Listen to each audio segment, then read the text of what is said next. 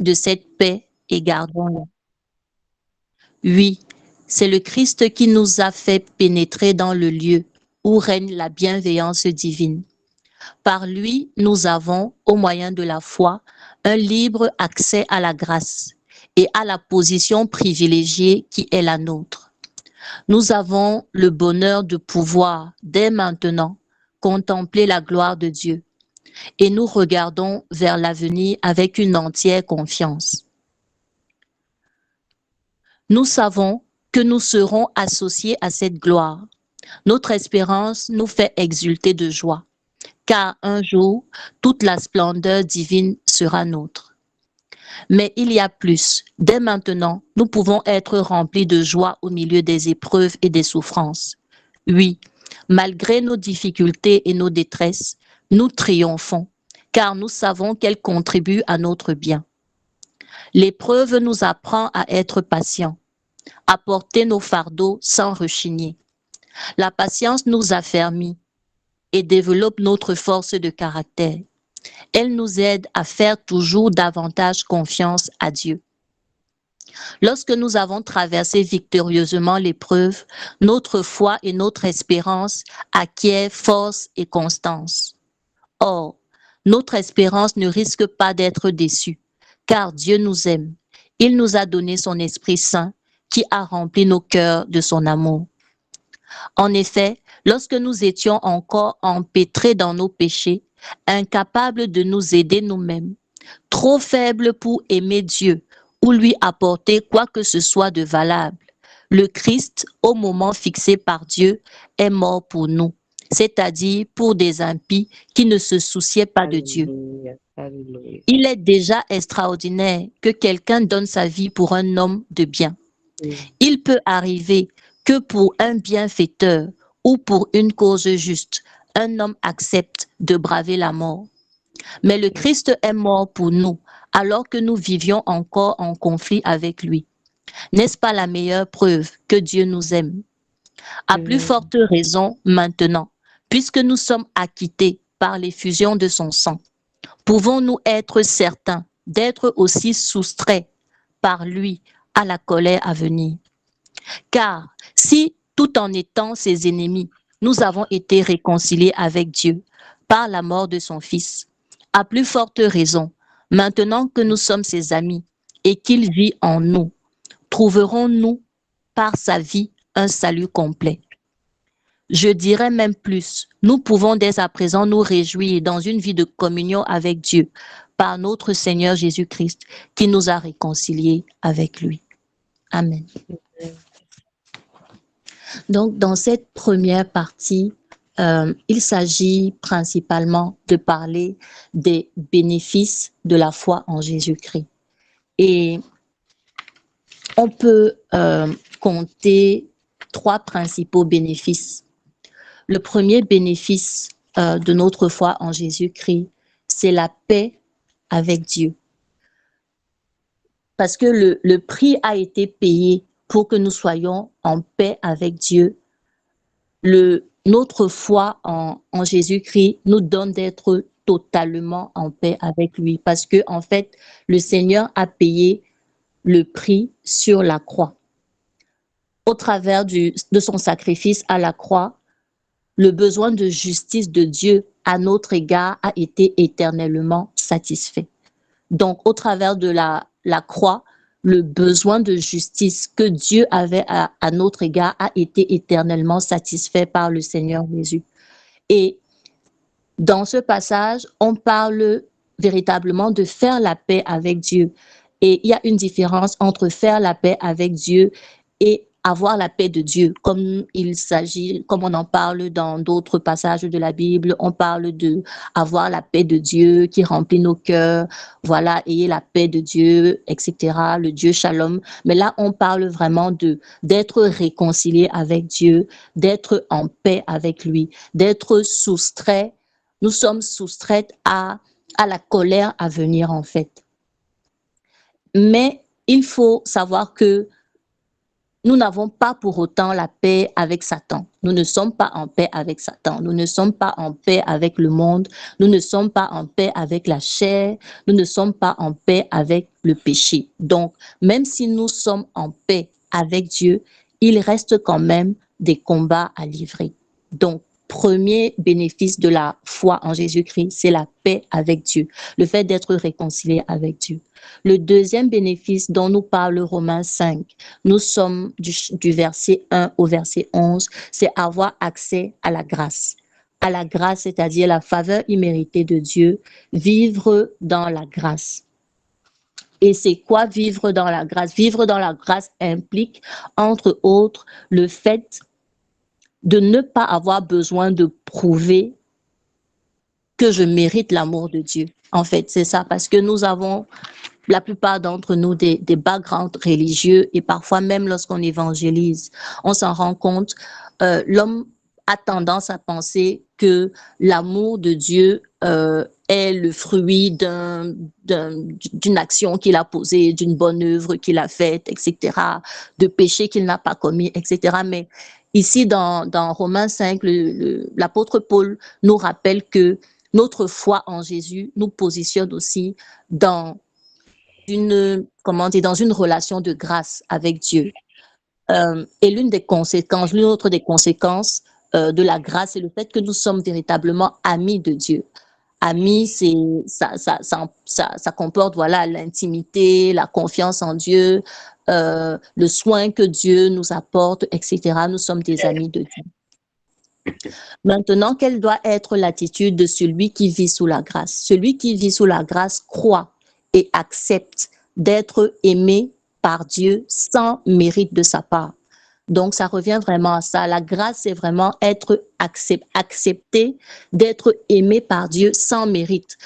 C'est pas Dieu ne nous aime pas parce qu'on prie, Dieu ne nous aime pas parce qu'on jeûne, Dieu ne nous aime pas parce qu'on va à l'église, Dieu ne nous aime pas parce qu'on répond à l'appel au travers de l'évangélisation, il ne nous aime pas parce que on prend soin des veuves et des orphelins. Non, Dieu nous aime grâce, on va dire ça, c'est une conséquence de notre foi en Jésus. Dieu nous aime parce que nous avons mis notre confiance en l'œuvre du Seigneur Jésus. Et l'autre attitude que nous devons avoir, qui découle du fait que nous vivons sous la grâce, c'est que nous nous satisfaisons de la bonté de Dieu envers nous en tout temps. Nous dépendons de la main bienveillante du Seigneur. C'est aussi l'une des attitudes qui est censée découler du fait de vivre dans la grâce, c'est que, voilà, dépendre de la bienveillance de Dieu, dépendre de son amour, dépendre de sa fidélité, etc. Vraiment se reposer sur lui. Nous ne pouvons rien faire de nous-mêmes pour vivre dans la grâce, en fait. C'est aussi ce que le Seigneur veut que nous puissions comprendre ce soir. Nous ne pouvons rien faire de nous-mêmes. C'est forcément le Christ qui nous introduit dans cette position vis-à-vis de Dieu. Et c'est une position qui est permanente. Parce que parfois aussi, ça peut nous arriver lorsque nous avons commis une faute, lorsque nous avons désobéi, lorsque nous nous sommes éloignés de Dieu, on peut se dire, bon, voilà, là, on peut essayer de revenir vers lui avec nos bonnes actions, etc. Mais ici, le Seigneur nous dit que la position de grâce dans laquelle nous sommes au travers de notre foi en Jésus-Christ, elle est permanente. Donc, nous ne nous approchons pas de Dieu comme si nous allions faire une interview, en fait. On a souvent une attitude religieuse en s'approchant du Seigneur, comme si on demande un entretien, comme si on va à la rencontre, voilà, d'une personne X ou Y, mais nous pouvons vivre continuellement dans sa présence. C'est également ce qui découle de notre foi en Jésus. Alors, il y a, là, je vais passer à l'autre passage qui parle des épreuves, de la persévérance, etc. Voilà, nous voulons l'espérance. Tous les chrétiens veulent l'espérance. Tous les chrétiens veulent avoir une attitude de persévérance. Tous les chrétiens veulent la victoire. Mais au travers de ce passage, le Seigneur nous rappelle que son plan pour vivre la victoire, pour vivre la persévérance, etc., c'est passer par les tribulations, en fait. C'est le moyen que Dieu a voulu pour que nous puissions, pour que le caractère de Jésus-Christ soit formé en nous. C'est passer par les tribulations. Nous pouvons donc être rassurés car Dieu connaît la mesure de tribulation que nous pouvons supporter et il les utilise toujours pour sa gloire. Voilà, je vais d'abord m'arrêter là. J'ai l'impression d'avoir parlé beaucoup, mais je vais d'abord m'arrêter là et peut-être on peut avoir un temps de partage par rapport à ce qu'on a déjà lu, Romains 5, versets 1 à 11. Est-ce que quelqu'un veut partager avec nous ce qu'elle a pu recevoir de ce bout de texte?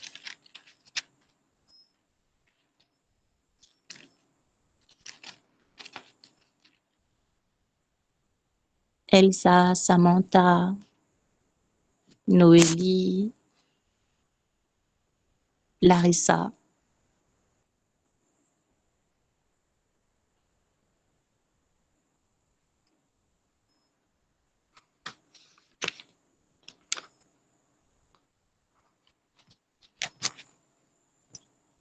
OK. Donc, je vais continuer sur le même passage du coup. Donc, moi, j'aimerais, comme il y a OK. personne inspiré là, moi, j'aimerais partager un peu, c'est un verset, c'est un passage qui me parle toujours beaucoup. Et je n'en suis jamais fatiguée de, de m'asseoir, de dire et de réaliser. En fait, la profondeur et la puissance. Mhm. Je sais beaucoup l'ont déjà lu, donc peut-être quand vous lisez encore, peut-être c'est encore les fades, mais moi, à chaque fois que je lis ces versets, je m'arrête et je dis, waouh, ça vient et s'enlève toute culpabilité ou lourdeur ou tiédeur. Parce que quand le verset 8, le fameux verset 8 nous dit, Dieu a clairement montré et a prouvé son amour pour nous par le Mhm. fait que quand nous étions encore pécheurs, Dieu est mort pour nous. C'est un passage qui me touche toujours parce que non seulement ça me fait reconnaître la grâce que moi j'ai eue, mais également ça me fait comprendre que ceux qui sont en train de vivre dans le péché, qui sont même pécheurs, ont besoin de cette même Mhm. grâce. Parce que Amen. quand nous étions encore en rébellion avec lui, quand nous étions encore, quand nous étions encore en rébellion avec lui, quand nous étions encore, like, que quand on te parlait de Dieu, là, tu disais, pardon, pardon, restez avec vos choses. Mhm. Il nous aimait déjà. Et une des raisons pour laquelle on a pris ce texte-ci après la retraite qu'on a eue sur la justice de Dieu, le concept de la justice, on est justifié. On croit en Jésus, on est justifié. Mais après, on passe par un chemin, par une vie de sanctification. La justification, ça arrive une fois, quand on reçoit le Seigneur Jésus. Mais maintenant, la sanctification, durant toute notre vie, jusqu'à ce que nous mourons et que nous soyons glorifiés, jusqu'à ce que nous soyons glorifiés en Christ, la période de sanctification, c'est là où des fois, on commence à douter si on a véritablement été justifié. Et la même grâce qui nous a permis d'être justifiés. Quand nous étions en rébellion avec Dieu, quand nous étions ennemis avec Dieu, quand nous étions rebelles et juste pécheurs, quoi, on ne voulait même pas entendre parler de Dieu. La même grâce qui nous a tirés et qui nous a Mhm. permis de recevoir le salut, c'est cette même grâce-là qui va nous permettre de vivre une vie de sanctification, en fait. Et donc, ce qui nous arrive souvent, c'est que, on en parle à grâce, mais après, comme Dr. Monique dit souvent, elle avait lu une citation qui disait que on n'en parle à grâce, mais après, on veut tellement se mouiller le maillot pour travailler tellement dur Mhm. pour euh, Nature. maintenir la sanctification. Pourtant, la grâce, en fait, nous permet de vivre la vie de sanctification. C'est la grâce qui nous donne la Mhm. capacité de pouvoir vivre la vie de sanctification. Donc, ce verset-là, Mhm. c'est toujours un rappel que, durant ce chemin, beaucoup d'entre nous, nous sommes sur le chemin de sanctification. Tous ceux qui ont reçu Jésus-Christ comme Seigneur et Sauveur, là maintenant, nous Mhm. sommes sur le chemin de sanctification. Et, et ça dit, si nous avons été justifiés, déclarés justes, Mhm. déclarés libres, déclarés sans culpabilité par son sang. C'est son sang qui nous a justifiés. On voit encore la Mhm. puissance du sang de Jésus.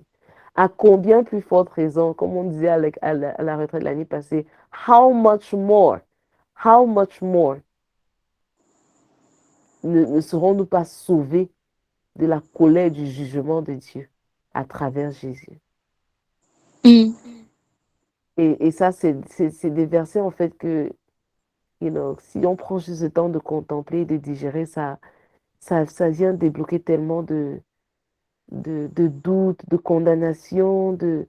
d'amertume, de est-ce que j'ai fait assez? Est-ce que Dieu m'aime? Est-ce que comme j'étais déjà assez mature spirituellement, après j'ai un peu ma vie de prière, depuis là je ne prie même plus, il m'appelle à prier, mais j'ai la paresse, depuis j'ai recommencé à regarder les choses que je ne devais pas regarder, j'ai commencé encore à refaire le commérage, après j'ai commencé à dire les choses mauvaises sur mon pasteur, après, voilà, ma collège, je croyais déjà que j'avais la maîtrise de moi-même, mais je ne l'ai plus. Après, Mm. j'ai trahi telle personne. Après, j'ai fait telle manipulation. Après, donc, durant le semaine de sanctification, il y a beaucoup de choses qui viennent nous souiller et nous tâcher. Et des fois, Mm. l'ennemi vient, il nous met dans une mode de condamnation. Pourtant, ce passage-ci nous dit, si quand nous n'aimions même pas Jésus, il est mort pour nous. À combien plus Amen. forte raison, maintenant que nous l'aimons, que nous faisons peut-être, on tombe ici, là, on se salit avec la boue ici et là. Oui, on demande pardon, oui, on confesse, oui, on apporte nos péchés à la lumière et on ne les garde pas dans les ténèbres. On amène ça à la lumière et on ne les garde pas dans les ténèbres. Mais Mm.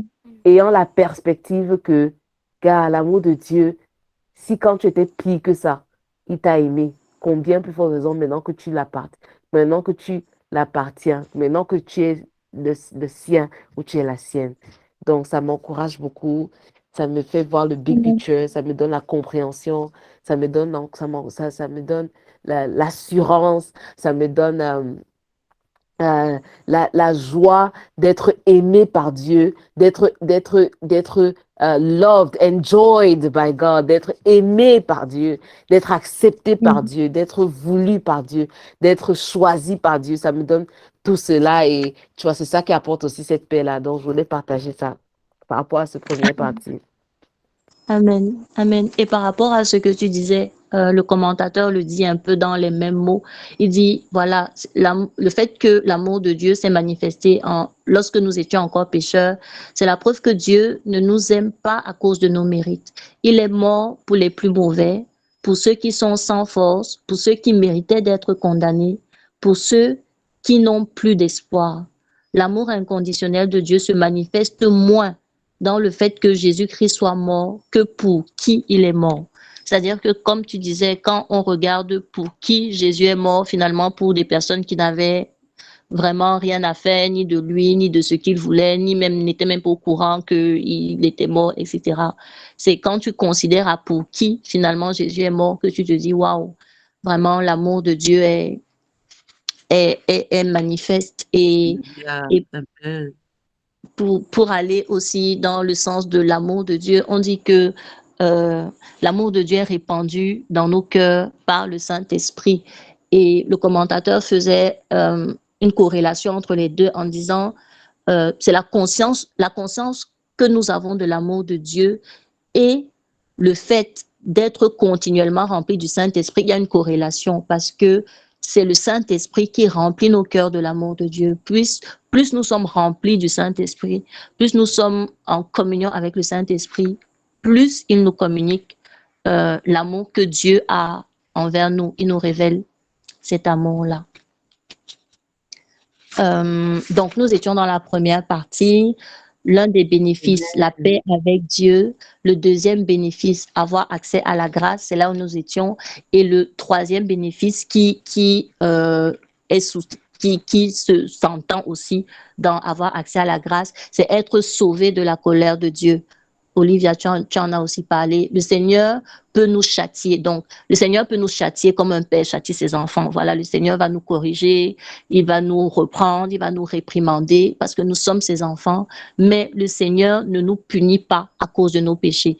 Nous sommes sauvés de la colère de Dieu, nous sommes reprimandés, châtiés par le Seigneur, mais par notre foi en Jésus-Christ, il n'y a pas de punition, de jugement, de condamnation de la part de Dieu. Donc, voilà.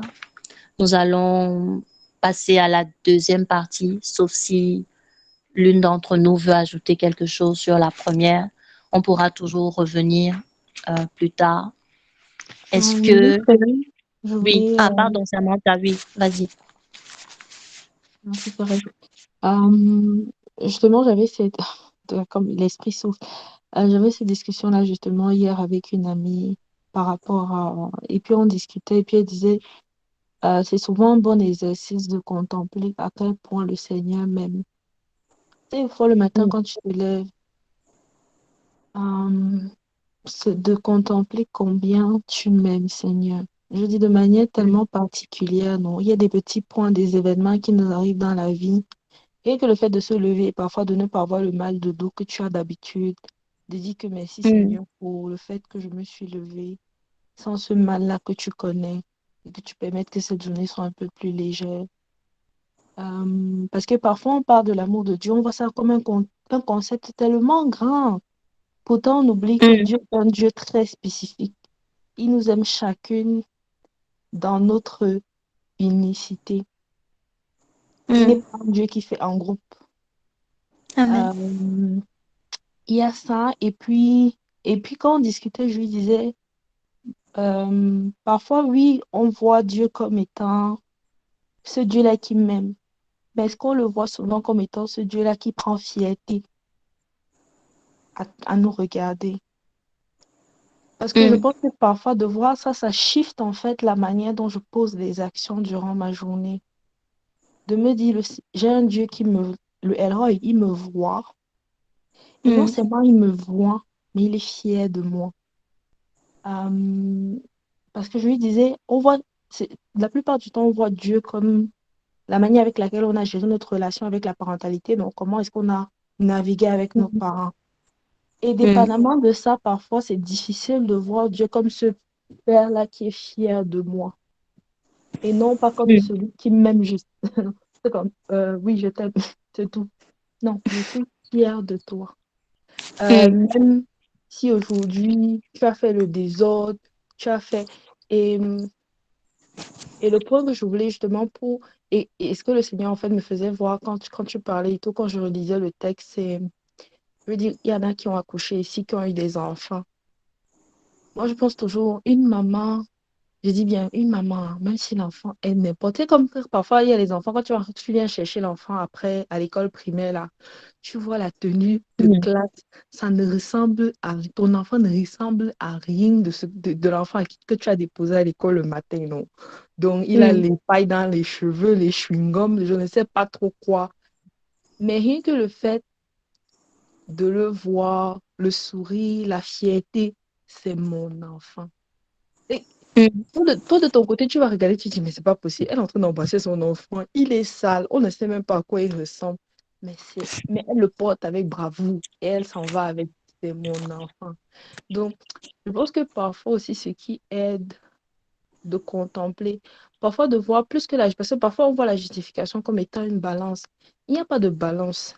C'est qu'il a gagné. Il a surpassé même tout ce que je dis, tout le péché, il a non seulement effacé, mais il a encore ajouté tellement d'amour parce qu'il n'est que ça.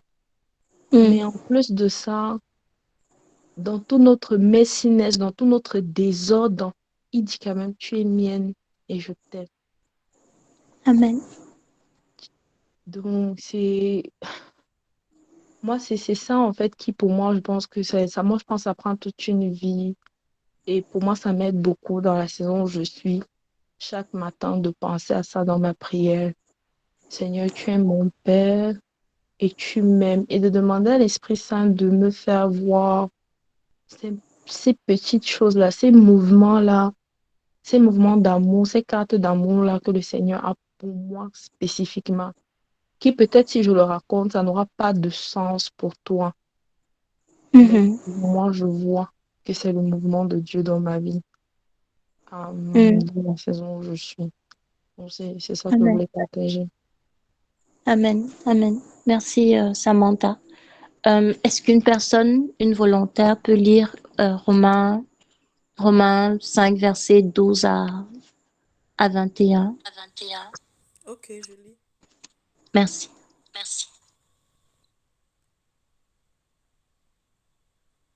Alors,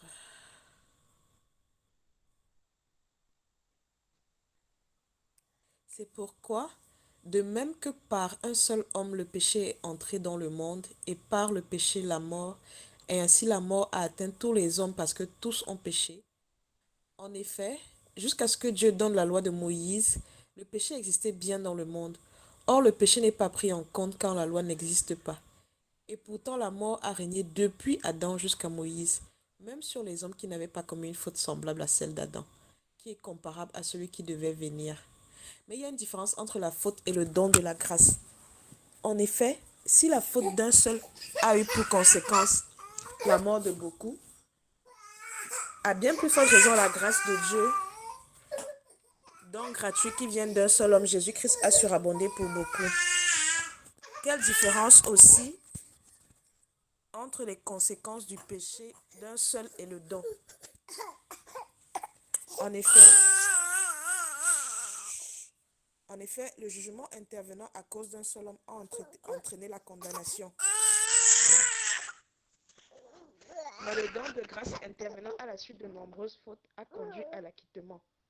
Car si par la faute commise par un seul homme, la mort a régné à cause de ce seul homme, à bien plus forte raison, ceux qui reçoivent l'abondance de la grâce qu'est le don de la justification régneront-ils dans la vie par Jésus-Christ lui seul. Ainsi donc, comme une seule faute a entraîné la condamnation de tous les hommes, un seul acte satisfaisant à la justice a obtenu pour tous les hommes l'acquittement qui leur assure la vie. Comme par la désobéissance d'un seul, beaucoup d'hommes ont été déclarés pécheurs devant Dieu. De même, par l'obéissance d'un seul, beaucoup seront déclarés justes devant Dieu. Quant à la loi, elle est intervenue pour que le péché prolifère.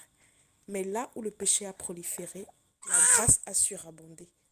Pour que, comme le péché a régné par la mort, de même la grâce règne par la justice que Dieu accorde et qui aboutit à la vie éternelle par Jésus-Christ notre Sauveur. Amen. Merci Anne-Marie. Je vais lire la version parole vivante. Résumons. Par un seul homme, Adam, le péché a fait son entrée dans le monde. À sa suite est venue la mort, qui a étendu sa domination sur toute l'humanité. Aucun homme n'a encore réussi à se soustraire à son pouvoir, car aucun n'est libre du péché. Avant que Dieu ait donné la loi de Moïse, le péché existait bien dans le monde. Or, le péché ne peut pas être tenu pour tel s'il n'y a pas de loi pour le sanctionner. La preuve, c'est que la mort, sanction normale du péché, a régné d'Adam jusqu'à Moïse, même sur les hommes qui n'avaient pas transgressé un ordre précis comme Adam. Adam préfigurait celui qui devait venir, entre parenthèses, le Christ. Quelle différence entre la faute d'Adam et le don gratuit de Dieu? La portée du péché d'Adam fut certes immense. Par sa faute, il a entraîné à lui seul tous les hommes dans la mort. Cependant, les effets de l'œuvre de Jésus-Christ sont bien plus importants. C'est lui qui nous a acquis la faveur de Dieu. Par lui, nous sont accordés gratuitement les dons de la grâce divine. Ses bienfaits sont répandus à profusion sur tous ceux qui croient. L'humanité entière bénéficie donc des richesses qu'il nous a acquises. Ainsi, le don de Dieu a des conséquences bien différentes de celles du péché d'Adam. Là, le jugement venant après une seule faute a entraîné un verdict de condamnation qui englobe l'ensemble de la race humaine. Mais à présent, malgré des transgressions nombreuses, le don de la grâce par le Christ conduit à un complet acquittement. En effet, si par la faute d'un seul homme, la mort a pu accéder au pouvoir et exercer un règne incontesté sur une humanité réduite à l'esclavage, il est d'autant plus certain que ceux qui reçoivent les trésors immenses de la grâce et le don de l'acquittement participeront au règne de la vie par Jésus-Christ. Dès ici-bas, la puissance de la vie nouvelle dominera leur existence et jusque dans l'éternité, ils vivront en roi. Ainsi donc, un homme est tombé et toute l'humanité a été entraînée dans la chute et la condamnation. De même, parce qu'un homme a obéi et a parfaitement accompli ce que la justice divine demande, l'acquittement qui donne la vie est devenu accessible à tous les hommes. Comme par la désobéissance d'un seul, tous les hommes sont devenus pécheurs, de même par l'obéissance d'un seul, beaucoup sont déclarés justes. Pourquoi alors la loi?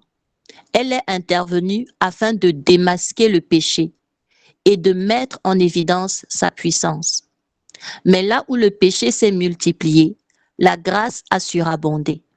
Oui, au lieu même où il s'est manifesté dans toute son horreur, la grâce divine a atteint sa plénitude. Ainsi, comme le péché a exercé sa domination, menant les hommes à la mort, Ainsi comme le péché a exercé sa domination, menant les hommes à la mort, de même, sur la base de l'acquittement gratuit, la grâce étend son règne de justice et nous conduit par Jésus-Christ notre Seigneur à la vie éternelle. Amen.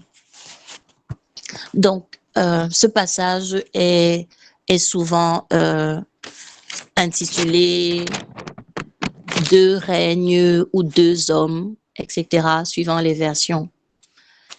Donc, je vais un peu lire ce que j'ai pu noter. L'histoire d'Adam et d'Ève est réelle.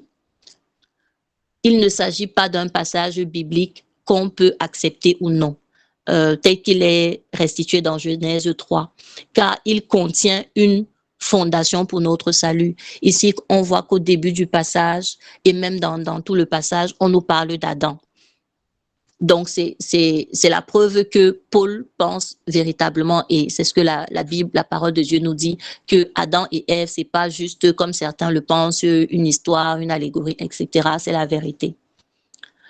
Donc, la mort est la conséquence du péché. Elle est entrée dans le monde comme l'avait annoncé Dieu à Adam au cas où il désobéirait. La mort s'est répandue à tous les hommes qui ont tous péché en Adam. Le péché d'Adam est le péché de tous. Le péché est donc à l'œuvre dans tous les humains. Et le commentateur dit, voilà, certains ne seront pas d'accord d'endosser le statut de pécheur à cause d'Adam. Et il y a certaines personnes, effectivement, lorsqu'on évangélise, lorsqu'on parle du Seigneur, qui ne comprennent pas pourquoi on doit leur imputer le péché d'une personne qu'elles ne connaissent même pas, etc. Mais on se rend aussi compte que on n'apprend pas à un enfant à faire le mal. C'est pour dire que, voilà, même si nous étions pécheurs par le positionnement en Adam, pécheurs en Adam, nous sommes également pécheurs à cause de notre chair, en fait, à cause du fait que nous sommes à cause de notre nature charnelle. L'enfant, par exemple, on ne lui apprend pas à pécher.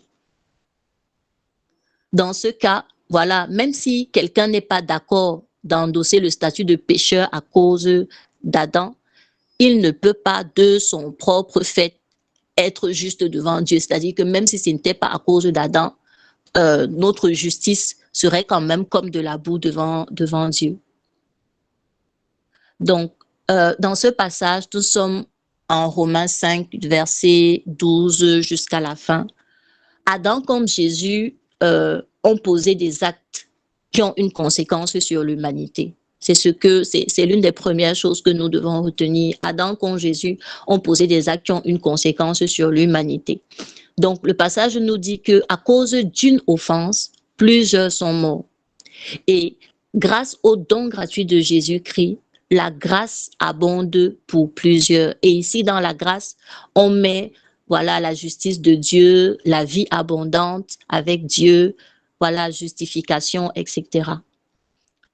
Donc, nous pouvons être identifiés avec Dieu, avec Adam, pardon, au moment de la naissance naturelle. Voilà, nous nous identifions à Adam. Mais par la nouvelle naissance, nous nous identifions à Christ. Certains peuvent dire également qu'ils ne veulent pas être représentés, ils ne veulent pas être représentés par Adam. Comme je disais tout à l'heure, Adam a posé un acte. Pourquoi est-ce que les conséquences de cet acte-là doit être imputées à quelqu'un qui n'y est pour rien? Et ici, le commentateur disait, puisque la personne qui ne veut pas être identifié à Adam, qu'il ne s'identifie pas aussi à Jésus, parce que c'est également une personne tierce, en l'occurrence Jésus-Christ, qui vient et par le don gratuit, par le sacrifice de Jésus, par l'œuvre à la croix, l'œuvre à la croix nous rend juste devant Dieu. Donc, en fait, on fait ce parallèle-là. Autant Adam a posé des actes qui finalement sont imputés à l'homme, qui ont une conséquence sur l'homme, autant Jésus-Christ a posé des actes qui sont pour nous justice devant Dieu. Donc, maintenant, il est question de faire le choix, soit de rester en Adam, et là, les conséquences, c'est le jugement et la condamnation, soit d'accepter de s'identifier à Jésus, et là, on bénéficie du don gratuit, de la grâce et de la justice de Dieu. Donc, avant que je ne continue peut-être à développer, est-ce que déjà là, quelqu'un veut partager ce qu'elle a reçu de ce passage, Romains 5, verset 12 jusqu'à la fin, verset 12 à 20.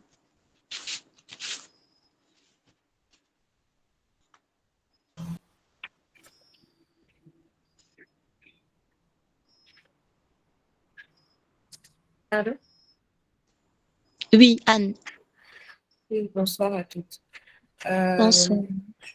Je ne vais pas être très longue. En fait, pendant que tu parlais vers la fin, le mot grâce, arrête-moi, le mot grâce immérité a résonné et, et j'ai été encouragée à chercher en fait, parce que il me semblait que ça correspondait à un verset dont je n'arrivais pas à me rappeler. Et c'est Tite chapitre 2 au verset 11. Donc, j'ai mis ça dans le chat.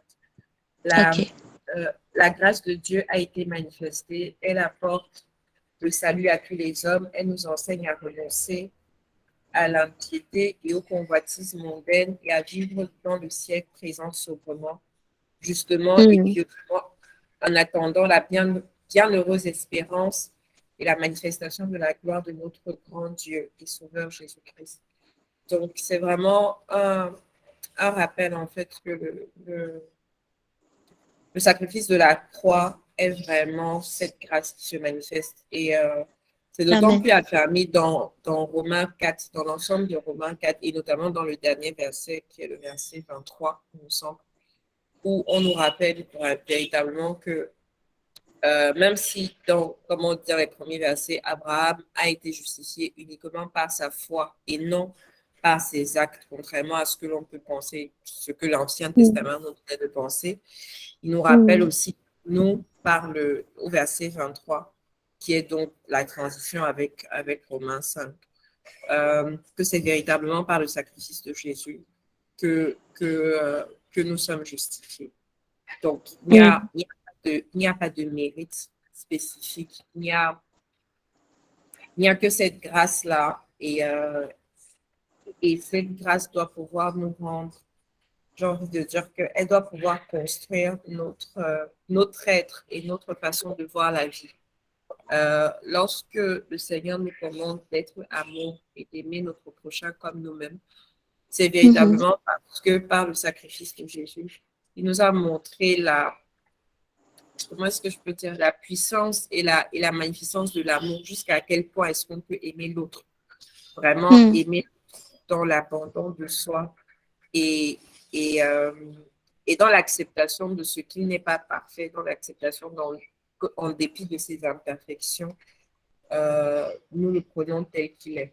Et avoir reçu cet amour-là devrait vraiment faire de nous des êtres, d'une part, joyeux, parce qu'on doit être en permanence dans la gratitude, quelles que soient les difficultés par lesquelles on passe, parce qu'on n'a rien mérité, on n'a pas mérité en fait de vivre, on n'a pas mérité d'être transformé par le Seigneur, on n'a pas mérité de grandir en lui, d'apprendre de lui, de se développer même spirituellement. C'est vraiment un cadeau permanent. Le Saint-Esprit, Jésus est mort, il nous a envoyé le Saint-Esprit à la Pentecôte. On n'a véritablement rien demandé et aujourd'hui, on a encore la possibilité, 2000 ans après, d'en tirer les bénéfices. Donc, ça doit faire de nous des personnes qui sont, comme je dis, véritablement joyeuses et bienveillantes envers les autres, capables d'accepter tel qu'il est et de véritablement l'aimer comme lui-même, parce que nous avons cette grâce de Dieu qui nous aime chaque jour comme nous-mêmes, dans nos imperfections, en dépit de nos incapacités à être comme lui, à être à son image, malgré le fait qu'il nous ait créés à son image. En fait, je pourrais en parler très longtemps parce que c'est vraiment, au-delà de l'inspiration, c'est vraiment gratifiant. C'est, comme je dis, ça met en joie en fait. Tu dis ça et tu te demandes, mais de quoi je me plains en réalité? Pourquoi, quand j'ai une difficulté, pourquoi j'ai l'impression que c'est dur? Pourquoi je me réfugie parfois dans la peine, dans les larmes, dans l'abandon? Parce que j'ai déjà tout reçu. J'ai déjà tout reçu. Amen. Amen. Il y a un chanteur, je ne sais pas, ou une chanteuse qui a dit que même si tu ne me donnes plus rien, Seigneur, tu m'as déjà tout donné. Et voilà, j'en profite pour, comme la première partie de cette deuxième partie, c'était vraiment faire le parallèle entre ces deux hommes-là, Adam et Jésus-Christ, et vraiment les conséquences de leur acte sur l'humanité. La deuxième partie parle du but de la loi, dont je vais en parler je vais juste lire quelques notes pendant 2 minutes. Le but de la loi ne vient pas nous condamner. Merci Anne pour ton partage, merci. La loi ne vient pas nous condamner ni nous justifier. La loi est venue exposer l'état de notre cœur et elle permet d'apprécier ce qui est juste ou non. Elle permet d'apprécier, voilà, ce qui est juste devant Dieu ou non, et de voir comment notre cœur est prompt à pécher contre Dieu. C'est ça le but de la loi. Maintenant, comme le Seigneur nous le rappelle, là où le péché abonde à cause de la loi, finalement, la loi qui vient exposer l'état de notre cœur, la grâce abonde à cause de Jésus-Christ. Là où le péché abonde à cause de la loi, la grâce abonde à cause de Jésus-Christ. Et le Seigneur nous rappelle que nous ne pouvons pécher plus que ce que Dieu veut pardonner, en fait. Nous ne pouvons pécher plus que Dieu veut pardonner. Et on a tous rencontré quelqu'un qui, parce que la personne a fait telle ou telle chose, elle se dit que voilà, c'est fini pour moi, Dieu ne peut pas me pardonner. Et parfois, l'ennemi même retient les gens en captivité à cause de ça, en disant voilà, j'ai trop péché, ou je suis trop pécheur, ou j'aime trop le péché, voilà, pour me rapprocher de Dieu. Mais le Seigneur nous rappelle que la loi n'est pas venu nous condamner, elle est simplement venu nous rappeler aussi l'importance de la grâce dont on est en train de parler depuis là. Mais comme tu le disais, Anne, la grâce marche quand même avec la justice de Dieu, parce que certaines personnes pensent également que, voilà, comme on vit sous la grâce, on ne doit plus avoir d'égard pour la justice. Et à la limite, certaines personnes incitent à une forme de légèreté vis-à-vis du péché sous prétexte de la grâce. Voilà, on est sous la grâce, on peut faire ceci, on peut faire cela, etc. parce que désormais, on est sous la grâce. Mais le Seigneur nous rappelle que la grâce doit plutôt nous enseigner à marcher dans la justice acquise par Jésus-Christ. C'est-à-dire que en contemplant cette grâce, on doit se dire, Seigneur, merci Je suis tellement reconnaissante de la grâce qui est sur ma vie, tellement reconnaissante que tu m'aies pardonné alors que je ne le méritais pas, tu m'aies sauvé alors que je ne le méritais pas, que tu prennes soin de moi alors que je ne méritais pas, que je veux que mon cœur s'attache à marcher dans la justice à laquelle tu m'appelles, à marcher dans la sanctification à laquelle tu m'appelles. Et le commentateur le disait en d'autres mots, la grâce confronte le péché par le sacrifice de la croix et la victoire sur la mort. C'est-à-dire que la grâce doit nous permettre d'affronter le péché au travers des armes finalement que le Seigneur nous a données. Le Seigneur nous a donné la victoire. Il dit dans sa parole qu'il a pourvu en toutes choses pour que nous soyons des personnes pieuses à notre piété. Donc, au travers de toutes ces armes que le Seigneur nous donne, au travers du sacrifice de Jésus, nous devons pouvoir, oui, vivre sous la grâce, mais également vivre sous la grâce, c'est refuser de marcher dans la compromission, refuser de traiter le péché légèrement dans nos vies, parce que nous bénéficions pleinement nous voulons pleinement bénéficier en tout cas de cette grâce-là que Dieu nous donne. Donc, voilà. Est-ce que quelqu'un veut ajouter quelque chose à, que ce soit la première ou la deuxième partie de Romains 5? Nous sommes à votre écoute avant de passer à la prière.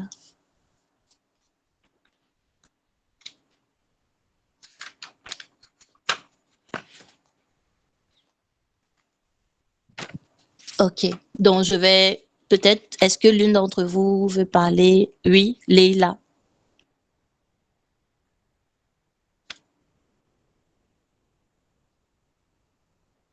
Leïla, j'ai cru avoir vu ta main levée, mais nous Ah ne oui, t'entendons pas. Oui, OK, on t'entend. j'ai oublié de unmute le micro. Donc, je dis bonsoir à toutes. Merci Bonsoir. Céline pour cette note. Ce que j'aimerais partager avec vous, c'est vraiment au-delà de... Enfin, pour ajouter à ce que tu as dit, c'est-à-dire qu'entre l'Ancien et le Nouveau Testament, nous avons vraiment changé de statut. C'est-à-dire que le niveau spirituel que Dieu attend de nous n'est plus le même. Quand tu as un enfant qui ne sait pas ce qu'il fait, tu dois lui dire ne rentre pas dans la cuisine, ne touche pas au gaz, ne touche pas au couteau, ça peut te blesser, ne fais pas ci, ne fais pas ça, parce que tu as devant toi un enfant. Et après, quand tu as devant toi une grande personne, même si c'est toujours ton enfant et qu'il est plus grand, qu'il est plus adulte, qu'il est plus responsable, tu peux même à un moment lui confier les clés de ta maison et partir. Ça ne veut pas dire que comme tu lui as donné les clés, il va organiser la fête et il va faire la bamboula. Non. Ça veut juste dire que tu l'as élevé à un rang nouveau et tu considères vraiment que maintenant, il doit gagner en cette maturité qui va faire que il va faire ce qui va te plaire. Pas parce qu'il est obligé, pas parce que tu lui as dit ne touche pas au gaz, pas parce que tu lui as dit ne touche pas au couteau, ne fais pas ci, ne fais pas ça. Il va le faire parce qu'il aura compris que, en tant que parent, tu veux ce qu'il y a de mieux pour lui. Il sera un peu plus conscient. C'est plus, on n'est plus des esclaves. Nous sommes des enfants. C'est pour toi. Ce qui est pour ton père t'appartient d'une certaine façon.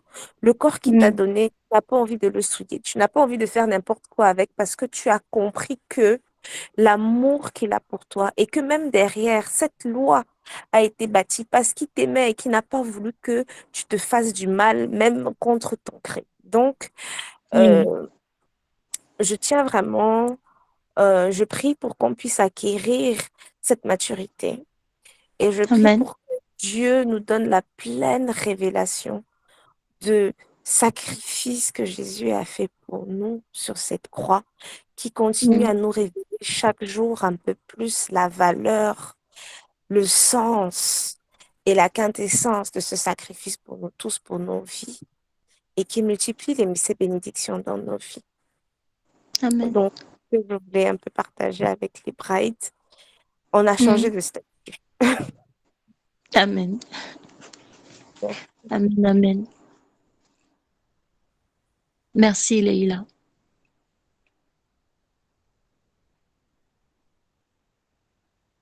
Est-ce que l'une d'entre nous veut partager sur un point de l'étude, du passage étudié?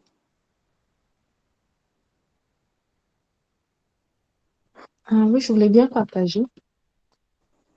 En fait, j'avais vraiment à cœur de partager, de dire, comme Léla a dit tantôt, nous sommes devenus enfants. Parce que nous sommes devenus enfants, nous sommes devant notre Père. L'une des choses, en fait, que je dis au Seigneur, je dis au Seigneur que, Seigneur, moins de prophéties et plus de témoignages. Le problème quand on entend la parole de Dieu, c'est qu'on a tendance à voir ça comme une prophétie. Ça va se passer dans un futur proche ou lointain. Je ne sais pas trop, mais bon, c'est vrai que c'est vrai, mais j'ai pas l'impression que c'est dans mon maintenant. Ça va être dans mon futur que je ne maîtrise pas. Et ce que l'homme ne maîtrise pas, généralement, il doute. Donc, ce que je voulais nous inviter à faire, c'est, je veux dire, on a fait une retraite en voyant Dieu comme le rémunérateur. Moi, j'invite chacune des brides qui est présente en ce moment. On a chacune dans notre cœur quelque chose que l'on souhaite de Dieu et que nous-mêmes, on sait que ça, c'est impossible. Mais ne pas oublier que nous sommes justifiés et que nous sommes princesses de Dieu parce que nous sommes filles d'un roi. Quand la princesse demande, elle ne cherche pas à savoir comment on va faire pour lui donner ça. Elle soumet la pétition au roi. Elle se tourne et s'en va. Elle se tourne et repart à sa place. Donc, quel que soit ce que je dis bien, chacune de nous a ce quelque chose-là qu'elle est sûre que c'est impossible. Mais parce qu'il a versé son sang pour nous, un sang royal, c'est possible. C'est déjà adjugé, c'est déjà donné. Ce qui est marrant, c'est que même moi qui parle en ce moment, je dis, il y a une petite voix dans ma tête qui me dit, Samantha, tu racontes des conneries. Hein. Toi, tu es là, tu racontes des choses, mais tu es même sûr de ce que tu racontes. Et ça me fait rire parce que je dis, on est tous humains, non? On est tous humains, on est tous un peu cartésiens, on est tous un peu, je dis. Mais de croire véritablement que la parole s'accomplit maintenant, aujourd'hui, et le Seigneur ne se laisse jamais gagner en générosité. Parce que nous sommes des enfants, nous avons besoin de motivation. Si il y a une personne ici présente qui se dit, ah Seigneur, moi là, ton affaire là, je ne sais même pas comment je vais continuer, ni je vais même faire un pas aujourd'hui ou demain. Remettre cela au pied du Père, donc de témoigner après. Parce que le témoignage renforce les frères dans la bataille et les sœurs dans la bataille. Donc je prie véritablement que chacune de nous, oui, on va faire des prières, on va intercéder pour des intentions, c'est vrai. Mais il y a des intentions peut-être qu'on ne parlera jamais. On n'a même pas, je veux dire, on n'est même pas capable de dire ça autour tellement on pense que c'est fou. Pardon, ici, les brides, de remettre ça au pied du Père. Je suis justifiée. Je suis un vase qui porte en moi l'Esprit Saint, qui est le lien d'amour entre le Père et le Fils. Je suis fille d'un Père qui est éternel. Il est là bien avant la constitution du monde et il sera là après. C'est ce qu'Isaïe dit dans Isaïe 43. Nous croyons. Amen. C'est ce que je voulais partager. Amen. Croyons que Dieu est capable. Croyons que ce qu'il dit dans sa parole, il le fait. Il est celui qui est capable de tout. Il est le Dieu tout-puissant. Il a dit que ce qui est impossible aux hommes est possible à Dieu. Personnellement, c'est un passage que j'aime beaucoup. Ce qui est impossible aux hommes. Il y a tellement de choses qui sont impossibles aux hommes, comme tu le disais, Samantha, mais c'est justement ça, ce qui est impossible aux hommes, qui est très, très possible à Dieu, parce que rien ne lui est impossible. Donc, voilà, merci pour pour tes encouragements à prier pour l'impossible. Je vais nous encourager à donner les sujets de prière. Il est 21h45. Nous pouvons encore avoir 20 minutes au moins dans la prière, dans l'action de grâce. S'il y a des actions de grâce, s'il y a des témoignages même, c'est également une manière de rendre grâce à Dieu. S'il y a des requêtes, s'il y a des supplications, n'hésitons pas à porter ça ensemble devant le trône de la grâce ce soir. Donc, je note les sujets de prière. Peut-être le premier sujet, c'est d'être des doers dans le sens de vivre pleinement la paix que nous avons avec Dieu, vivre pleinement dans la grâce que nous avons acquise au travers du Seigneur Jésus, vivre pleinement dans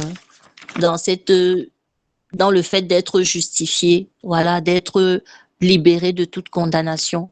Donc, on va prier. Le premier sujet, c'est que vraiment le Seigneur nous donne cette révélation et qu'il nous donne de vivre pleinement tout ce qui s'attache à cet état de fait, en fait, à cette position qu'il nous a donnée.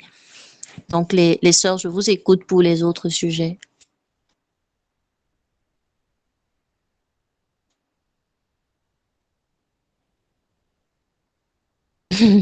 Anne-Marie, Amen. OK. Comment ça se passe, Céline? Vous avez pu trouver un spécialiste? Oui, j'ai eu un rendez-vous aujourd'hui avec une gynéco et on nous a donné des tas d'examens qu'on va faire par la grâce de Dieu. J'ai commencé à en faire et voilà, on s'est donné 2 semaines par la grâce de Dieu, pouvoir le faire.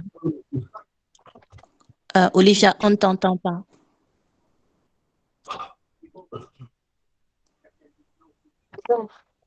Mon micro. Désolée, j'ai appuyé par erreur. Ah, OK.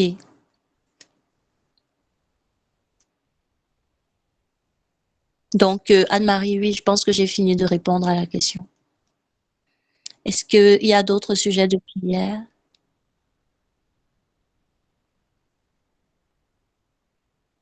Noélie, un sujet, Anne-Marie, Larissa. Oui, j'aurais aimé que l'on continue de prier justement avec ce qu'Anne-Marie vient d'écrire, en fait, pour le réveil des brides.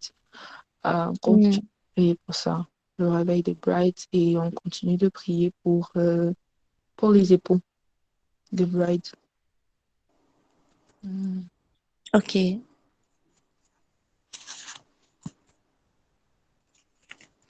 Anne-Marie, c'est un sujet premièrement personnel ou pour tout le groupe? Parce que ça peut être les deux, mais est-ce que c'est aussi un sujet d'abord pour toi-même? Prière Les pour deux, une c'est reconnaissance. OK. Avec le Saint-Esprit, l'intimité et une nouvelle onction. OK.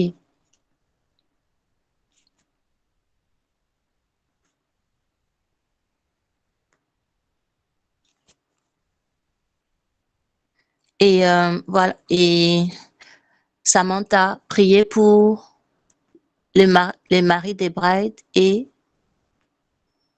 Non, c'est ça pour excuse-moi, les brides et prier pour leur époux. et le réveil des brides. OK. Vous m'entendez? Lui, là, on t'entend, Olivia. Ok. J'aimerais que nous prions pour la nation du Cameroun. Parce qu'à partir de juin, nous allons être dans une saison de transition et elle risque d'être pleine de sang si l'Église ne se lève pas pour intercéder pour la nation. Donc, partout où il y a des prières, nous élevons cette intention-là. Prier la miséricorde de Dieu. Parce qu'il y a plusieurs prophéties qui sont sorties, qui ont confirmé que la transition arrive, mais qu'elle risque d'être très bloody. Mais l'Église est là justement pour intercéder, comme Esther l'a fait à son jour, pour que le Seigneur fasse miséricorde. Amen.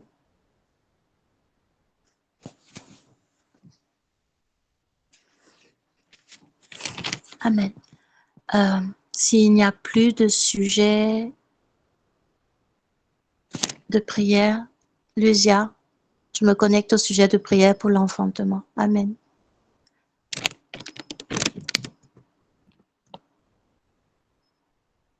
Peut-être je vais juste ajouter un dernier sujet, sauf si l'une d'entre vous a un dernier sujet. Priez également, ça c'est un peu en lien avec celui d'Olivia, mais priez de manière générale pour nos assemblées locales, que véritablement le Seigneur garde la flamme, que le Seigneur garde l'obéissance au Saint-Esprit, que le Seigneur permette que nous n'ayons pas des églises locales endormies ou voilà qui sommeillent, mais vraiment qui sont comme le Seigneur dit de veiller, qui restent vraiment dans la veille pour l'œuvre de Dieu. Ok. Est-ce qu'il y a des volontaires pour prendre? Merci Anne-Marie qui a fait le recensement. Donc, premier sujet, c'est avoir la révélation de la grâce de Dieu, de sa justice et de tout ce que ça implique dans nos vies. Est-ce qu'il y a une volontaire pour prier pour ce sujet?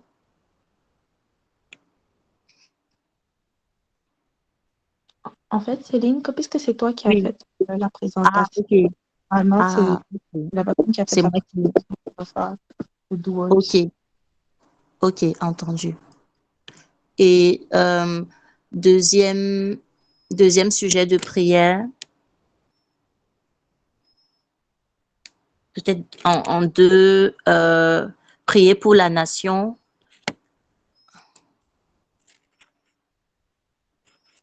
Qui veut prier pour la nation?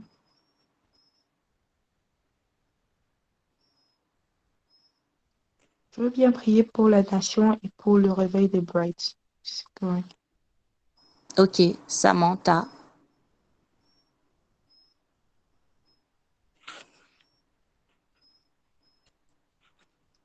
Qui veut prier pour troisième sujet? J'ai l'impression que mon autre micro ne marche pas. Pardon. Non, ça va, ça va. J'ai deux outils là et un des micros ne marche pas. Bon, ça va, tu peux une fois prier également pour les assemblées locales alors. D'accord. Les réveils des assemblées locales, c'est toujours dans les réveils. La même thématique. Ok. Dans Samantha, nation, assemblée locale et réveil des brides. Troisième sujet, reconnexion avec le Saint-Esprit, intimité, nouvelle onction. Pour Anne-Marie et pour toutes les brides. Qui veut prier? Moi. Olivia, ok.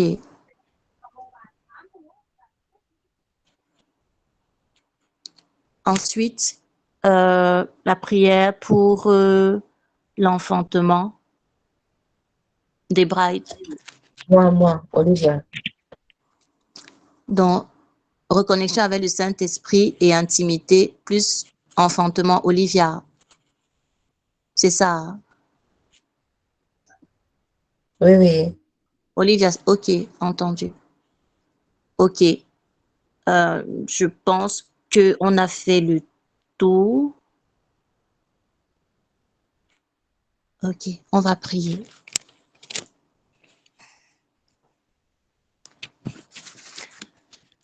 Je vais commencer. Point de prière, j'ai oublié de souligner une des brides qui doit passer par les opérations médicales et tout ça, donc prier pour la santé. Donc la santé. Anne-Marie, tu pourrais prendre ça. Ok. Pardon pour ma maman Chekina. La santé, on continue à prier pour elle.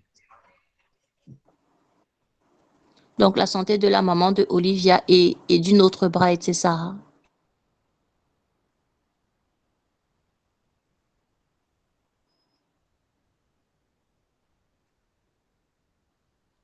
Ok.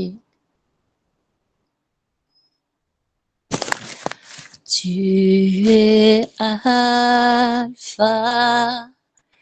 et Oméga. Nous t'adorons, Jésus. Tu es digne de louange. Nous te rendons toute la gloire. Nous t'adorons, Jésus, car tu es digne de louange. Éternel, notre Père et notre Dieu, nous voulons te rendre grâce et te bénir. Nous voulons te remercier. Nous voulons, Seigneur, élever ton saint nom. Nous voulons reconnaître, Seigneur, que tu es digne de louange.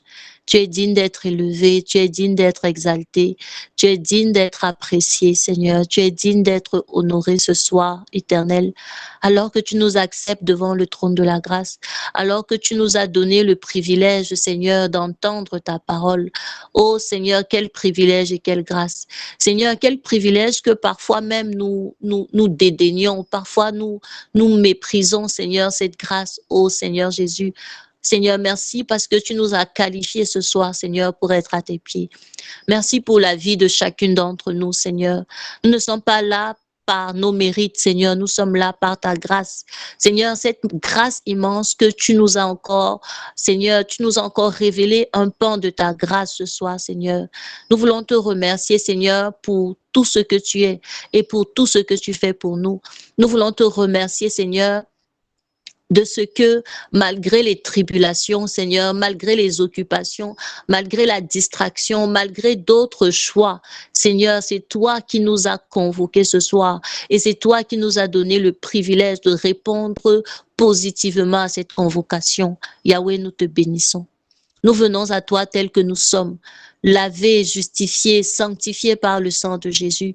Nous venons te demander, Seigneur, de nous donner le privilège, Seigneur, d'avoir davantage la révélation, Seigneur, de cette grâce, la révélation de ce que Christ a accompli sur la croix, la révélation du don gratuit, oh Seigneur, que Christ nous a fait au travers de son sang, au travers, Seigneur, de son sacrifice. Nous venons te demander de nous donner, Seigneur, de pouvoir véritablement marcher dans cette grâce.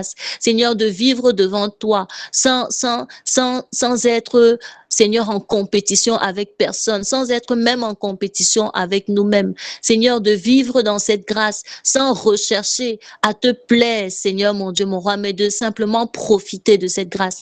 Oui, Seigneur, nous voulons marcher dans la justice parce que nous sommes tes héritières, parce que nous avons ta nature. Nous voulons faire de bonnes œuvres parce que nous avons la nature divine. Et non, Seigneur, parce que nous voulons prouver quoi que ce soit à qui que ce soit.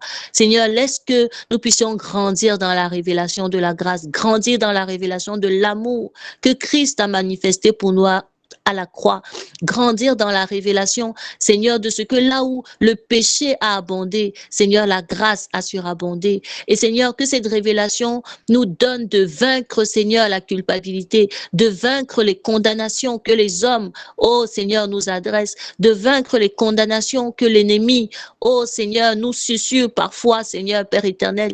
Oh Seigneur, de vaincre tout type, Seigneur, de condamnation que nous pouvons avoir sur le chemin, Seigneur, et de marcher véritablement dans la joie, Seigneur, de marcher dans la satisfaction de ce que nous sommes aimés de Dieu, approuvés de Dieu par Jésus-Christ. Seigneur, merci pour la foi que tu as donnée en chacun de nous. Tu nous as rappelé à chacune d'entre nous. Tu nous as dit encore ce soir, Seigneur, que nous avons toutes ces choses par la foi en Jésus. Merci de faire grandir cette foi, Seigneur, en Jésus-Christ. Nous te bénissons, nous te rendons grâce.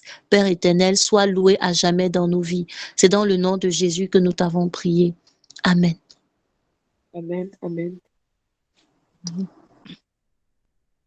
Papa Yahweh, nous te disons merci. Nous te disons merci au lion de la tribu de Juda. Nous venons à toi, Papa, nous venons à toi, Père, et nous venons, toi qui t'es manifesté au milieu de tes filles, toi qui t'es manifesté au milieu de Praying Brides, toi qui es présent quand nous nous réunissons autour de toi et nous écoutons ta parole. Papa Yahweh, si nous venons aujourd'hui, c'est nous venons prier pour le réveil. Nous venons prier pour un réveil des brides, pour un réveil de femmes, pour un réveil, Papa Yahweh. Toi seul, toi tu as mis, Seigneur, dans notre sœur Olivia cette vision de femme, cette vision d'épouse qui dans le monde, chacune dans leur profession, chacune dans leur sphère, prieront et resplendiront de ta gloire et de ta lumière. Papa Yahweh, tu sais que nous sommes dans le monde, tu sais que nous sommes dans le territoire de l'ennemi et tu sais que notre lumière dérange. Elle dérange parce qu'elle perturbe les plans de l'ennemi. Elle dérange parce qu'elle reflète ta puissance, elle reflète ton visage. Elle dérange, donc nous savons que nous allons être attaqués. Nous savons que nous allons être ralentis. Nous savons que nous allons être perturbés. Nous allons être distraits. Mais toi, Papa Yahweh, tu as déjà prévu à l'avance tout ce que nous allons faire. Tu as déjà prévu à l'avance le plan que tu as pour chacune d'entre nous qui est présente et pour toutes celles qui ne sont pas présentes. Alors, Papa Yahweh, nous te prions. Toi qui es venu par ton Fils dans le monde nous apprendre à aimer, qui est venu nous apprendre l'amour, qui est venu nous apprendre à quel point nous sommes précieux et précieuses, à quel point nous avons été rachetés à un grand prix, nous avons été rachetés au prix de la croix. Nous te demandons de graver au fer chaud, grave dans nos cœurs combien nous sommes précieuses. Grave dans notre cœur combien tu as soif. Tu le dis dans Matthieu, heureux ceux qui ont faim et soif de justice. Quelle est la plus grande justice que nous pourrions te donner, Seigneur, que de faire savoir ton nom sur toute la terre? Quelle est la plus grande justice que nous pourrions te donner, si ce n'est de te rendre gloire tous les jours, tous les heures, toutes les minutes de notre vie? Si ce n'est de profiter de chaque occasion, de chaque bouffée d'air que nous avons pour rappeler au monde que si nous sommes, c'est parce que tu es. Alors, Père Yahweh, grave au fer rouge, Seigneur, dans notre esprit, dans notre corps, dans tout ce que nous faisons, ta présence, grave au fer chaud, Seigneur, de nous rappeler à chaque jour que si nous sommes là, nous sommes en mission. Nous sommes sur la terre juste comme des êtres de passage. Nous sommes là pour pouvoir graver une toute petite partie de ton visage, pour que la terre resplendisse de ton nom, pour qu'elle crie ton nom. Alors, Papa Yahweh, donne-nous de ne jamais cesser, de crier ton nom, de ne jamais cesser d'évangéliser par nos paroles, par notre manière de travailler, par notre éthique. Seigneur, nous voulons un réveil de femmes puissantes, nous voulons un réveil dans le monde professionnel, un réveil dans le monde, un réveil dans le monde des milieux financiers. Nous voulons un réveil des endroits où tu n'es jamais. Réveille-nous, Seigneur. Réveille nos cœurs, active-nous. Ce que tu milieu par la terre qui vont dessiner ton visage. Avant que tu as déjà mis des anges qui sont là pour nous accompagner, des aides de destinée, des sœurs, des personnes, des moments, des circonstances. Alors, quel que soit ce que, donne-nous de nous rappeler que nous sommes justifiés comme on l'a dit. Nous sommes justifiés. Seigneur, nous sommes justifiés. Seigneur, nous sommes armés. Nous sommes protégés. De ne pas nous cacher sous des tables en disant, oh mon Dieu, que le tremblement de terre cesse. De nous lever, de dire, allons-y de l'avant. Nous sommes debout. Nous resplendissons et nous réjouirons. Comme nous l'avons vu dans l'Apocalypse, qui est le titre, en fait, et la révélation que nous avons eue par peu humain. Nous allons toujours resplendir de ta lumière. Telle une épouse qui est une couronne sur la tête de son époux. Nous sommes ta couronne, Père. Nous sommes ta couronne, Papa Yahweh. Nous sommes ta couronne. Et chaque endroit où nous allons entrer, quand nous entrons avec confiance, que toutes les portes que nous ouvrons, nous entrons avec confiance, avec estime de soi, sachant que quand nous nous asseyons, nous avons notre place sur la table. Nous avons notre place et nous devons parler. Nous savons que nous sommes précieux. Nous savons que nous avons de l'impact. Nous savons que nous avons de l'influence. Quelles que soient les tactiques de l'ennemi qui avancent pour pouvoir nous détruire physiquement, nous détruire mentalement, nous détruire psychologiquement, nous détruire à travers nos familles, nos membres de la famille, nos collègues, Seigneur, tout cela est brisé au nom de Jésus. Nous sommes tous protégés par le sang de Jésus. Nous voulons nous ne voulons pas juste être des passés. Nous Thank you, Jesus. Nous prions pour le Cameroun, Seigneur. Nous intercédons pour cette nation, Seigneur. Merci. Merci. Crie, ne t'arrête pas de crier, ne t'arrête pas de pleurer, ne t'arrête pas de prier pour tes soeurs, ne t'arrête pas de prier pour tes soeurs, parce que chacune tu as besoin de ta soeur, tu as besoin qu'elle soit lumineuse, elle a besoin que tu sois lumineuse. Ne pense pas juste à toi, pense à toutes les soeurs, pense à toutes les personnes que tu as connues qui n'attendent que ce moment pour pouvoir être brisées des chaînes, pour pouvoir être lumineuses, pour pouvoir illuminer ce visage de Christ. Merci. Merci. Merci, Papa Yahweh, pour cette révélation que tu nous fais, de nous montrer que nous sommes fortes. Nous, les femmes, nous sommes fortes car nous sommes ensemble. Nous sommes fortes car nous nous tenons la main. Parce que nous devons un rempart fort. Nous devons cette forteresse pour nous protéger les hommes. Nous pouvons protéger les enfants. Nous pouvons protéger la nation. Nous pouvons protéger le monde entier. Oui, Seigneur, il n'y a aucune nation qui peut se développer si la femme n'est pas debout. Il n'y a aucune nation qui peut se développer si la femme n'est pas debout. Regarde comment la femme est attaquée. Père, regarde comment elle est attaquée. Père, combien de femmes ont perdu la vie à l'entrée d'un hôpital? Père, combien de femmes ont perdu la vie n'ayant même pas 500 francs, moins d'un dollar?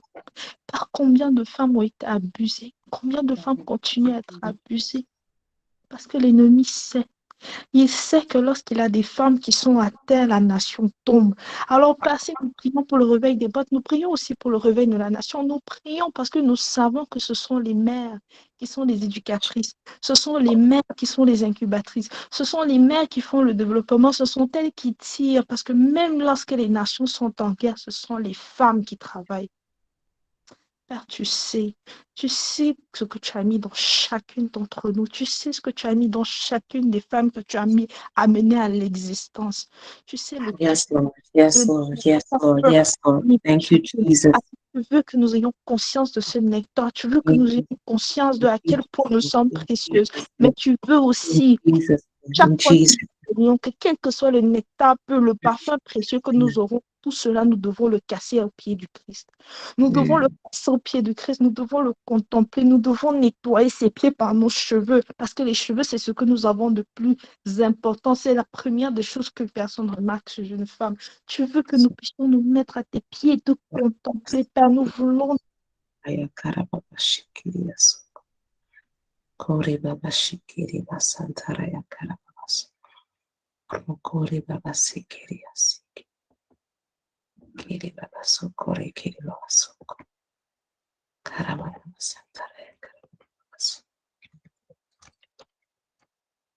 Samantha, on ne t'entend plus. Seigneur, souviens-toi du Cameroun, souviens-toi de notre pays, Éternel des armées. Seigneur, nous voulons te prier afin que dans ta grâce et dans ta miséricorde, Seigneur, tu te souviennes de cette nation, Seigneur, que tu nous donnes de rester à la brèche, Seigneur, pour notre pays, que le Saint-Esprit, Seigneur, mette un fardeau dans le cœur de tous les chrétiens pour cette nation, que le Saint-Esprit, Seigneur, nous rappelle de prier pour la nation, que le Saint-Esprit, Seigneur, nous inspire des prières pour la nation, qui révèle ce qui est caché, qui nous donne de prier, Seigneur, dans cette saison, Seigneur, de transition, qui nous donne de prier conformément à ta volonté, Seigneur, qui nous donne de prier, Seigneur, Père éternel, pour contrecarrer les plans de l'ennemi. Nous déclarons, Seigneur, qu'il n'y aura pas de bain de sang au Cameroun. Nous déclarons qu'il n'y aura pas, Seigneur, de guerre nationale, Seigneur, qu'il n'y aura pas, oh Seigneur, mon Dieu, mon roi, de destruction, Seigneur, Père éternel de cette nation, que les plans de l'ennemi contre cette nation sont voués à l'échec au nom de Jésus. Seigneur, trouve des intercesseurs, Seigneur, trouve des personnes qui intercèdent pour le pays, Seigneur, afin que tu puisses, oh Seigneur, agir en faveur du pays. Nous te demandons d'agir en faveur du pays. Nous te demandons de régner à la présidence. Nous te demandons de régner au premier ministère, de régner à l'Assemblée nationale, de régner au Sénat au nom de Jésus. Seigneur, prends le contrôle de toutes les sphères d'autorité. Règne dans les mairies, règne, Seigneur, dans Seigneur, chez le délégué du gouvernement, Seigneur, règne dans les préfectures, règne dans les sous-préfectures, règne dans les commissariats, règne dans les palais de justice. Seigneur, nous appelons ton règne dans cette nation, Seigneur. Nous déclarons que Christ est roi au Cameroun, au nom puissant de Jésus. Nous élevons l'étendard, Seigneur, de Jésus-Christ dans cette nation, au nom de Jésus-Christ. Seigneur, trouve des intercesseurs, s'il te plaît, que l'Église ne sommeille pas, que l'Église ne dorme pas, Seigneur, mais qu'elle se lève, Seigneur, dans la prière pour cette nation. Au nom de Jésus. Amen. Hallelujah. Thank you, Jesus. Amen. Amen. Nous allons prier, nous allons évoquer le Saint-Esprit. Nous demandons au Saint-Esprit de continuer à se révéler à nous. Nous demandons au Saint-Esprit de continuer à se réveiller à nous et à se réveiller à Anne-Marie maintenant. Seigneur, ta parole nous dit, Papa, dans Zacharie, chapitre 4, que c'est 6, verset 6, ce n'est ni par la force, ni par la puissance, ni par notre intellect même, ni par nos connexions, ni par notre capacité, mais c'est par ton esprit. C'est par ton esprit, c'est par ton esprit, c'est par ton esprit. Et Seigneur Jésus, tu as dit, tu ne nous laisses pas orphelins, tu ne nous as pas laissés orphelins. Tu es assis à la droite de notre Papa Yahweh et tu nous as laissé le Saint-Esprit. Tu nous as continué à dire que le Saint-Esprit est le meilleur cadeau que nous puissions avoir de notre Papa. Merci Seigneur, parce que nous cherchons souvent des cadeaux ailleurs. Nous cherchons les cadeaux matériels, les cadeaux émotionnels, les cadeaux spirituels. Mais Seigneur, ouvre nos yeux pour que nous puissions comprendre que c'est le Saint-Esprit qui est notre meilleur cadeau, car tout est en lui. Saint-Esprit, nous ne voulons pas parler de toi comme une troisième personne ou comme une énergie qui existe ou comme un esprit qui est juste là. Saint-Esprit, tu es une personne. Nous te reconnaissons ce soir comme une personne. Tu es cette personne-là qui nous aide à prier. Tu es cette personne qui nous coach. Tu es cette personne qui nous enseigne. Tu es cette personne qui est présente. Tu es cette personne qui est doux et tendre. Tu es cette personne qui est gentille. Tu es cette personne qui est patient. Tu es cette personne que nous aimons et tu es cette personne qui est dédiée et consacrée à nous aider durant toute notre vie, notre chemin de consécration.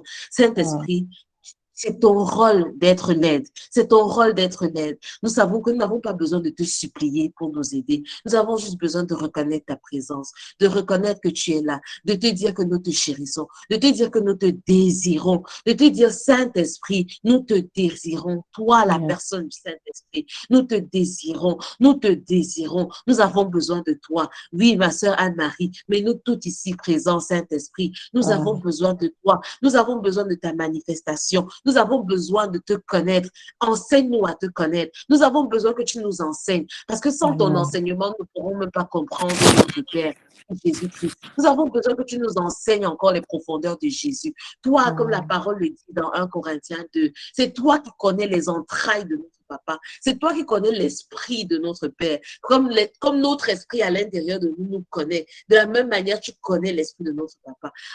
Et tu nous as dit, la parole nous dit, la vie éternelle, c'est la connaissance de Dieu. Alléluia. Seigneur, nous te prions d'ouvrir nos yeux maintenant pour que nous puissions connaître notre Papa encore plus, pour que nous puissions connaître notre Seigneur Jésus encore plus. La vie éternelle, c'est la connaissance de Dieu. Alléluia. Ça veut dire que dans l'éternité, nous allons continuer à aller de connaissance en connaissance, de grâce en grâce, de gloire en gloire, de fascination en fascination, d'une profondeur de connaissance à une autre profondeur de connaissance. Nous n'allons jamais arriver à la connaissance ultime et parfaite et complète.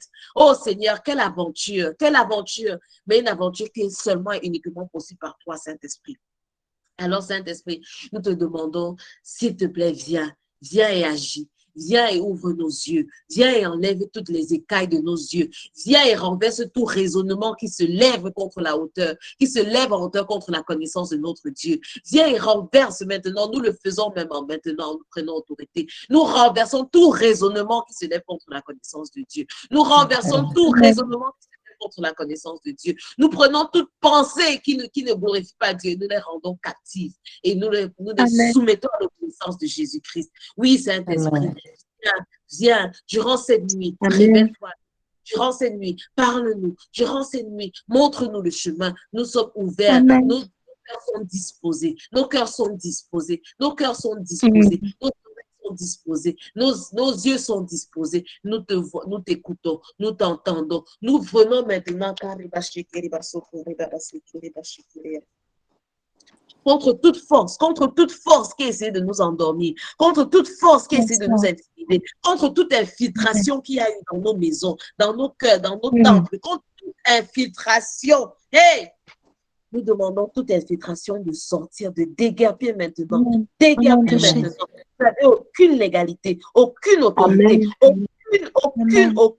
aucune. Nous ne partageons pas le règne de Dieu dans nos maisons, le règne de Dieu dans nos familles. Nous ne le partageons pas avec notre esprit. Nous ne vous accommodons pas, nous ne vous nous ne vous ignorons pas. Nous vous demandons de dégager de nos foyers au nom de Amen. Saint-Esprit, viens et Amen. prends le contrôle. Saint-Esprit, viens et prends et sature tout endroit dans nos maisons, tout endroit dans le Amen. temple que nous sommes, qui est ton temple. Viens et sature tout endroit. Nous ne cachons aucun endroit, aucun angle, aucune chambre, aucun endroit. Nous t'ouvrons toutes les portes de nos maisons physiques et toutes les portes de nos maisons spirituelles, qui sont nos corps, Amen. qui sont Amen. Saint-Esprit, relâche-toi, sens-toi libre, sens-toi libre, sens-toi le bienvenu, sens-toi accueilli, sens-toi chéri, sens-toi à l'aise dans nos temples qui sont ton temple à toi et qui est ta maison à toi. Alléluia. Saint-Esprit, nous avons hâte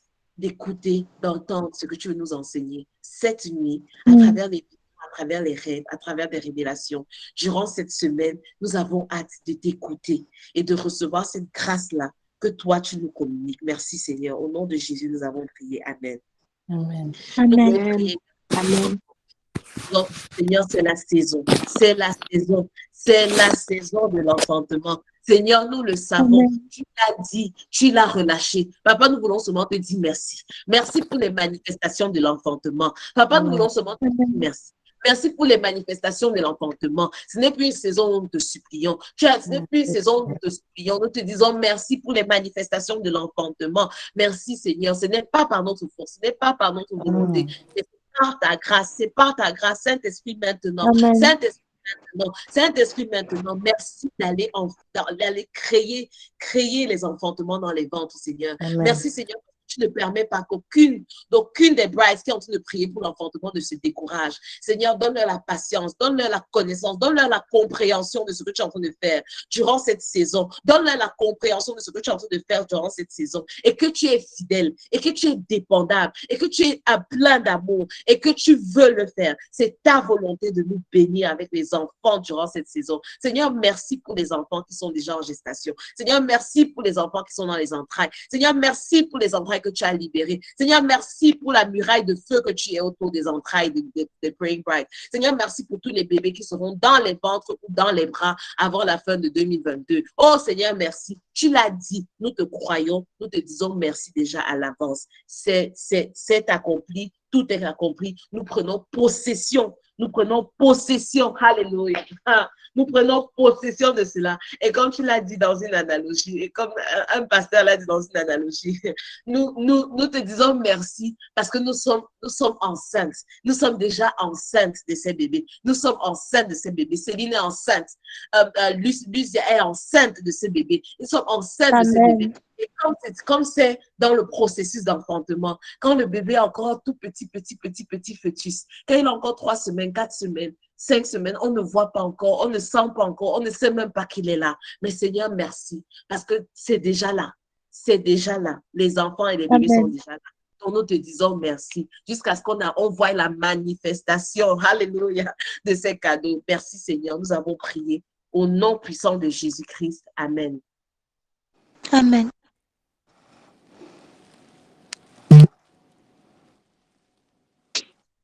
Merci, merci Jésus. Merci, merci Jésus.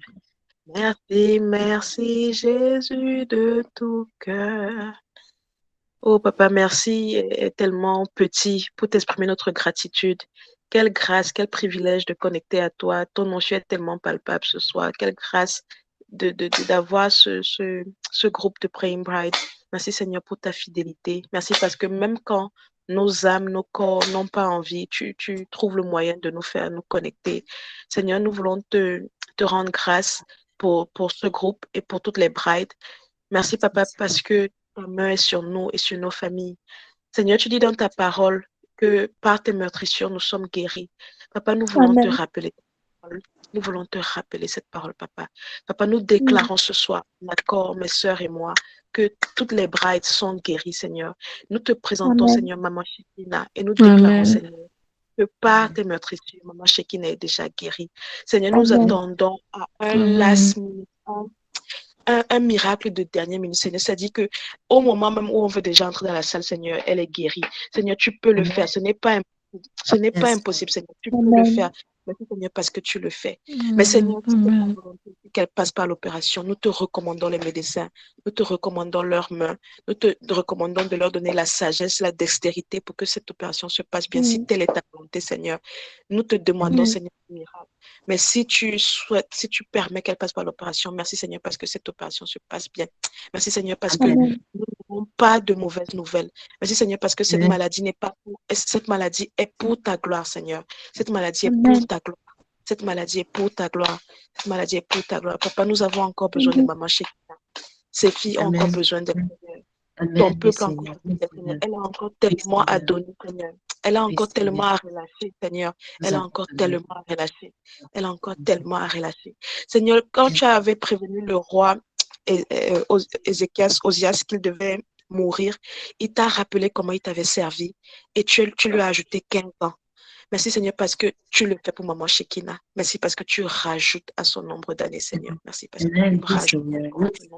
Merci parce que tu le fais. Seigneur, quand Abraham a intercédé pour l'autre, Seigneur, tu as répondu. Merci Seigneur parce que tu réponds à notre intercession pour maman Shekina.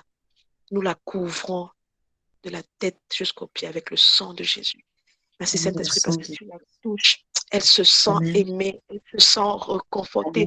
Merci parce que tu la fortifies à cet instant, Saint-Esprit. Merci parce que tu fortifies sa foi.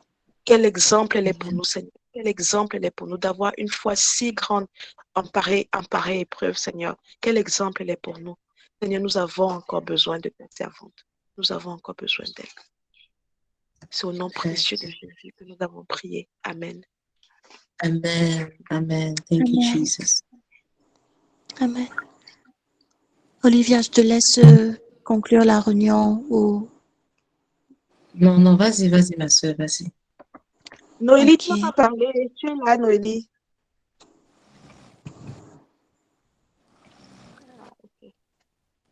Je voulais savoir comment va le pied de Noélie. Anne-Marie, tu as prié pour la bride que j'ai dit qui devait passer aussi par une opération, qui a besoin de prière. C'est quelle bride, Olivia? C'est anonyme. Ah, d'accord. Ok. Ok, Mais je vais pas enregistrer. Ok. Papa, nous te présentons notre sœur. Tu la connais, Seigneur. Tu sais par quoi elle passe. Tu sais quel est son besoin du moment. Merci, Seigneur, parce que tu la rencontres au carrefour de son besoin. Merci, Seigneur, parce que tu interviens dans sa vie, Seigneur. Merci parce que tu interviens dans sa vie, Seigneur. Seigneur, nous te recommandons cette opération. Nous te recommandons tout le personnel médical. Nous te recommandons l'hôpital. Nous annulons tous les plans de l'ennemi contre cette opération. Il n'y aura pas de coupure de courant. Il n'y aura pas d'erreur médicale. Il n'y aura pas de médicaments qui manquent, Seigneur. Tout sera là et tout se déroulera bien, Seigneur. Et la bride nous revient saine et sauve pour témoigner de ce que tu as agi dans sa vie, Seigneur. Merci, Papa, parce que tu le fais. Au nom puissant de Jésus. Amen. Amen. Seigneur, bénis Olivia, bénis Anne-Marie, bénis Larissa, bénis Leïla, bénis Lucia, bénis Muriel, bénis Noélie, bénis Samantha, bénis toutes les brides, Seigneur, celles qui n'ont pas pu se connecter. Tu connais chacune les prières qu'elle t'adresse, Seigneur, dans ta grâce exauce, dans le nom de Jésus. Amen. Amen. Ok, les sœurs, soyez bénies. Samantha, excuse-moi de t'avoir coupé. Quand tu priais, on ne t'entendait plus. J'espère que... T'inquiète-toi pas, je sais pas si vous m'écoutez là maintenant. Non, ça c'est justement, je crois que j'ai eu un appel en train, ça a coupé le micro. Ok. Coucou Muriel. Sois bénie, Céline. Merci beaucoup pour ton Amen. Merci. Amen. Soyez bénis. Bonne semaine. Bonne semaine. Bonne nuit. Bonne nuit. Bye.